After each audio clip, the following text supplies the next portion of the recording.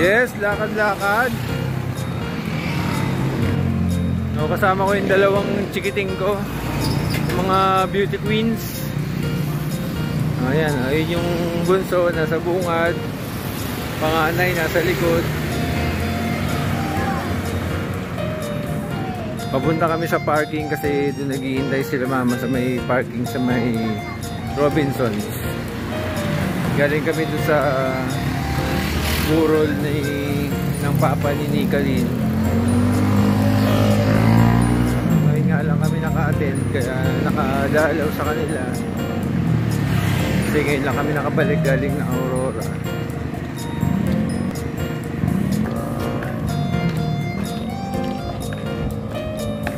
Lakad-lakad. Pili muna tayo ng barbecue. Isaw tsaka laman. Kitang-kita ang munisipyo. Oh, baka tumapon yung suka anak. Okay, lakad. Asan na barbecue? Lakad tayo sa harapan ng simbahan ng San Miguel. Yes. So, yun na ang Robinsons. Nandun sila papa. Naghihintay na ang putlong. Bumili na siguro ng putlong sila lalo ano. Bumili raw sila eh.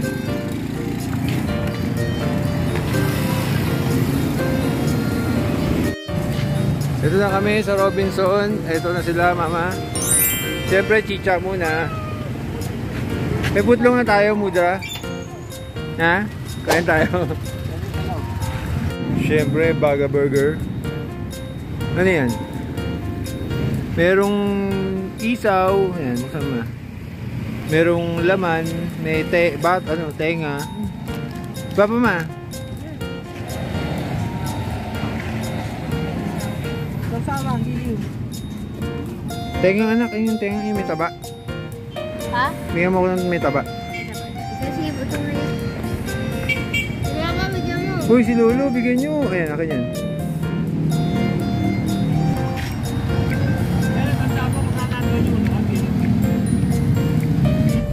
Ito, yung mga training, sundalo. Mga hirap na yan. Nahuli yung video.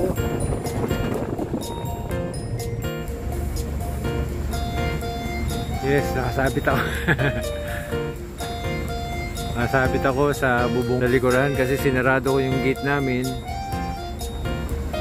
kasi medyo masikip tong daanan namin, kaya ngayon may pagka nakapasok ka sa loob ng gate, nakita nyo naman kitid, ayan medyo mahirap nang pumasok sa loob ng sasakyan, kaya pagka ganitong nakapasok yung sasakyan, ito, backride ka na lang sa likuran. Kita nyo naman, halos pinang-pina yan Yan ang aayusin namin ni Homeboy Goryo bukas. Kasi ayan, sumabit na si Papa. Kumayod na yung side mirror.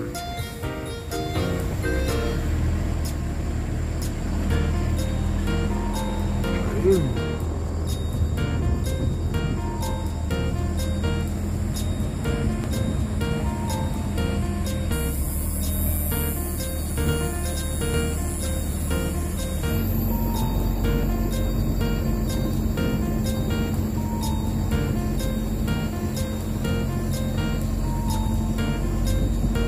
Ayun na ang aming munting peryahan.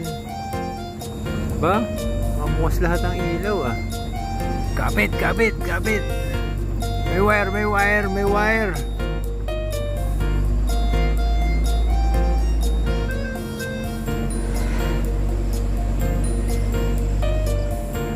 Si Gory Boy. Yun mga the moves. Ayan, nakasabit ako rito sa likod ng sasakyan.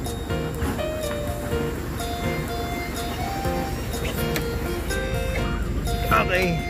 Gregory, bigas. Nakabot mo kay Gory yung susi. Ayan yan, sa likod ni Lolo. Sa yung pinaglagyan mo kanina. Sigurado ka, wala. Di ba yung susi sa likod? Hoy. Ito niya yung mga alagang namin. Si Jepoy, si Koma, si Matcha, si Whitey, kahit kulay itim yung Whitey pangalan yan. At si Master Baba. Meron pa dun, sa kulungan. Ito ang problema rito pagka ganitong panahon, nagliliparan yung mga bulaklak ng ng talahib. Ayan kaya pagka ganitong panahon, madalas kaming nagkakaroon ng parang allergy, sinus. Ayan Tida, may mga sapot pa nagagamba yan Lilipad ng hangin yung mga yan, tapos syempre masisinghot namin, kaya ang lakas maka-sinus, laging parang may sipon. Ayun nga, tahimik na ang paligid. Pagbabaklas ko kay Gory itong scaffolding bukas. Okay, tapos yung gilid na yun, pinapadurog ko sa kanya yung angkla, kasi naglagay ako ng angkla dito kasi nga pag malakas ang hangin, para hindi kami matuklapan ng bubong. Kaya galing sa taas, may lubid dito sa yero, parang may kable rito sa yero, tapos nakaganon dun, tapos meron naka-sementong parang pundasyon dun na may hook na bakal. Doon naman nakakolekta yung adjustable na may adjuster ng tension. Parang tensioner, ganun. Bantay kami dito.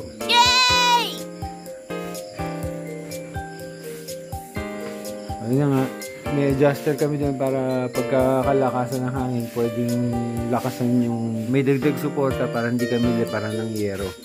Sa haba naman ng panahon na naka-experience kami ng mga bagyo, hindi pa naman kami natuklapan ng yero. So sana, may feeling ganun. Jepoy! Jepoy, Jepoy! Tapang yan kahit mga maliliit yan. Yung malalaki nakakulong diba, pag-rescatter ako kay Gory kanina para dun sa may daanan dahil masukal na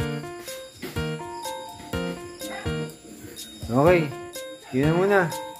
That's it for today's vlog. Salamat sa panonood guys, mga ka-OGs. Babush! Please like and subscribe.